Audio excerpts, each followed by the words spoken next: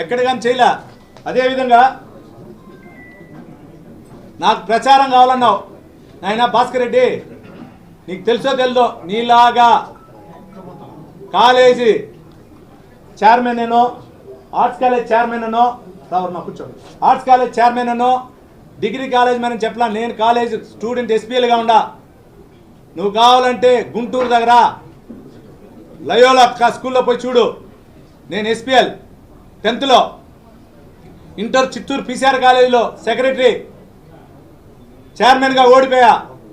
చైర్మన్గా ఓడిపోయినా చైర్మన్గా గెలిచిన వ్యక్తి మర్డర్ కేసు బయట వెళ్తే నేనే చైర్మన్గా ఉన్నా. డిగ్రీలో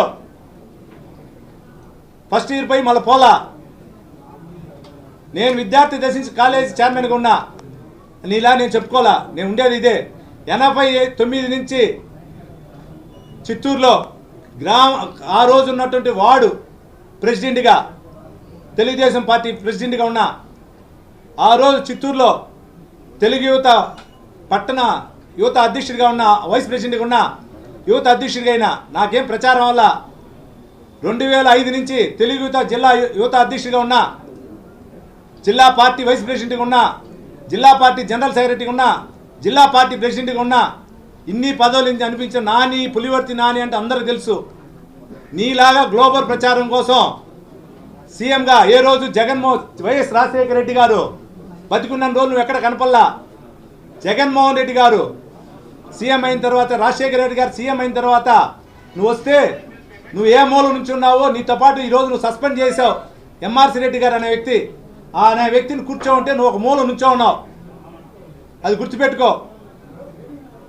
అది నీ స్థాయి. మేము ఆ రోజు చంద్రబాబు నాయుడు గారు కాలేజ్ స్టూడెంట్ లీడర్గా ఆయనతో పాటు మేము ఫాలో అయ్యాం దుర్గా హోటల్ నుంచి. నాకు ప్రచారం అవసరంలా. నీలాగా ఎలక్ట్రికల్ ఫోల్డ్కి రాసుకొని ప్రచారం పొందలా. కార్యకర్తగా ప్రజల సమస్యలపై పోరాడి ఈరోజు నాయకుడికి ఎదిగా. నువ్వు ప్రజా సమస్యపైన ఏ రోజు పోరాడావు?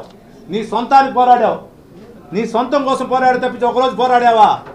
ఈరోజు నిన్ను వేధిస్తూ ఉన్నాను. నిన్ను నా కుటుంబం మాట్లాడింది అంటున్నావు, నా కుమారుడు మాట్లాడినాడు అంటున్నావు, నా భార్య మాట్లాడింది అంటున్నావు. నా భార్య ఎప్పుడు నిన్ను ఎవడు ఏమని ఎప్పుడు మాట్లాడింది? తన భర్తని చంపాలి, ప్రాణం తీయాలనుకున్నప్పుడు అప్పుడు మాట్లాడింది. 14వ తేదీ మాట్లాడింది. 14వ తేదీ సాయంకాలం మాట్లాడింది. 10వ తేదీ ఉదయం మాట్లాడింది. 5 సంవత్సరాలు చెవన్నా లేదా భాస్కర్ అన్న మాట్లాడింది.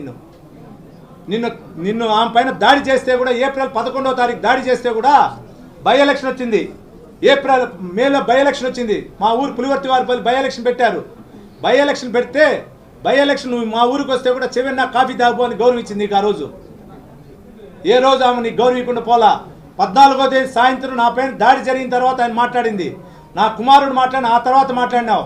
నీ పైన ఏదో మాట్లాడినావు. నీ పైన మాట్లాడింది ప్రజా సమస్యల పైన మాట్లాడినావు, నీ అవినీతి పైన మాట్లాడావు. నువ్వు ఈ 5 సంవత్సరాలు చేసిన అవినీతి గురించి మాట్లాడాం కానీ ఎక్కడ కానీ నీ పర్సనల్గా మాట్లాడలా. నువ్వు ఈ విధంగా చేసినావు, నిన్ను చేయలా. నువ్వు బయట మాట్లాడుతుమా? ఆర్సీపురం మండలంలో నువ్వు ఎక్కడెక్కడ గ్రావెల్ దోస్తున్నావో, ఎక్కడెక్కడ ఇసుక దోసావో, ఎక్కడెక్కడ మటన్ ల్యాండ్ దోచావో వాటి గురించి మాట్లాడాం. నీ పర్సనల్గా ఏ రోజు మాట్లాడాలా నీ గురించి? దానికి కావాలంటే సాక్ష్యాలు కావాలి, రెడీగా ఉంది.